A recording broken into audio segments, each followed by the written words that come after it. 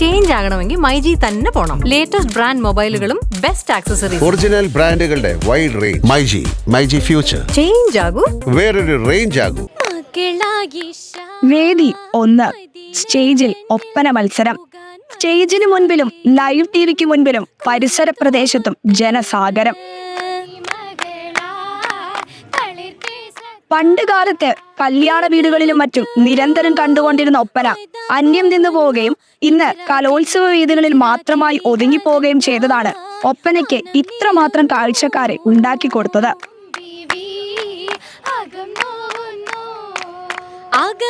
ഒപ്പന കാണുന്നവർക്ക് ആവേശമാണെങ്കിലും കളിക്കുന്നവർക്ക് അത്ര സുഖകരമല്ല.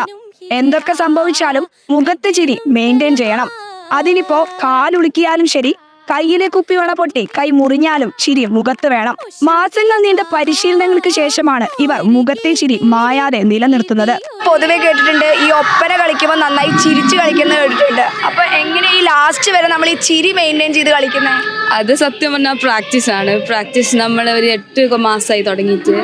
സോ അത് ഫുൾ പ്രാക്ടീസിനാണ്. ഇപ്പൊ നമ്മൾ ബൈ ചാൻസ് ഇപ്പോൾ നിങ്ങളുടെ കുപ്പിവളയാണ് ഇടുന്നത്, കുപ്പിവള പൊട്ടാം അല്ലെങ്കിൽ കാലിന് എന്തെങ്കിലും പറ്റാം. അപ്പൊ ആ സമയത്തൊക്കെ നമുക്ക് മെന്റലി നമ്മൾ ഭയങ്കര ബുദ്ധിമുട്ടാവും, നമുക്ക് വേദന വരും. അപ്പൊ എങ്ങനെ ഈ ചിരി അപ്പോഴും ഇത് എങ്ങനെയാണ് ചിരിച്ച് കളിക്കുന്നത്? ഇവര് ഒരു പ്രാവശ്യം ഇങ്ങനെ ആയിപ്പോയിനേലും മൊത്തം. നമ്മുടെ ലക്ഷ്യം എന്ന് പറഞ്ഞാൽ ഫസ്റ്റ് എന്നാണ്.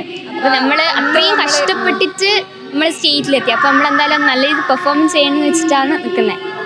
ആ സമയത്ത് വേദനയൊന്നും നോക്കില്ല, നിങ്ങൾ കളിക്കും. അപ്പൊ നിങ്ങളുടെ പഠിപ്പിച്ച സാറ് പറഞ്ഞിട്ടുണ്ടോ ഇങ്ങനെ ചിരിച്ചെന്നെ കളിക്കണം എന്ന് പറഞ്ഞിട്ടുണ്ടോ? നിങ്ങളുടെ ഈ ഇപ്പൊ നമ്മളിവിടെ A ഗ്രേഡ് ഒക്കെയാണ് കിട്ടുന്നത്. അപ്പൊ നമ്മുടെ ഈ ഒരു ചിരിയൊക്കെ പോയി കഴിഞ്ഞാൽ നിങ്ങൾക്ക് ഇങ്ങനെ ഫസ്റ്റും സെക്കൻഡും ഒക്കെ മാറുന്ന ഒരു ഇതുണ്ടോ? ടെൻഷൻ ഉണ്ട്, ബട്ട് നമ്മൾ ഹാർഡ് വർക്ക് പുട്ട് ചെയ്തതിന്. സോ നല്ല ബുദ്ധിമുട്ടുണ്ടോ ഇങ്ങനെ ഇട്ട് നിൽക്കാൻ? നല്ല വെയിറ്റ് ഉണ്ട്. എത്ര സമയം എടുത്തു ഇതിങ്ങനെ മേക്കപ്പ് ചെയ്തെടുക്കാൻ? ഇതൊരു എനിക്ക് തോന്നുന്നു കൂടുതലും മണവാട്ടിക്കാണ് കൂടുതൽ സമയം എടുക്കും. ഒരു 4 മണിക്കൂറൊക്കെ എടുത്തിരുന്നു.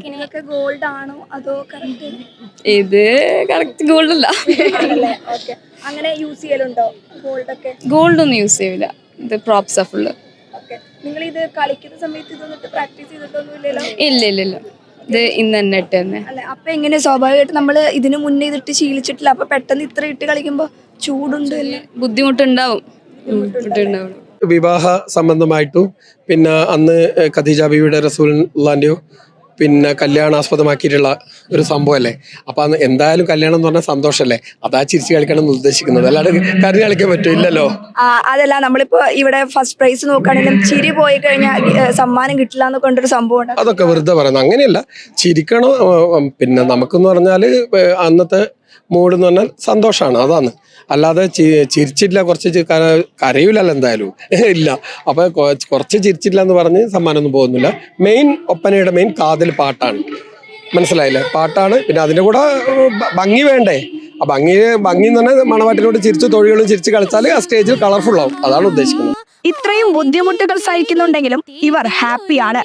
വേദിയിലെ മത്സരത്തിന് ശേഷം ലഭിക്കുന്ന അഭിനന്ദന പ്രവാഹങ്ങളും കാണികളുടെ പിന്തുണയും കാണുമ്പോൾ വേദനയ്ക്ക് അവിടെ പ്രസക്തിയില്ലെന്നാണ് ഇവർ പറയുന്നത്. ഒപ്പനയെ ജനപ്രിയമാക്കുന്നത് ഈ ആവേശവും മുൻപ് പറഞ്ഞ ചിരിയും തന്നെയാണ്. കലോത്സവ നഗരിയിൽ നിന്നും ക്യാമറമാൻ സതീഷിനോടൊപ്പം ടീം മൂവി വേൾഡ് മീഡിയ.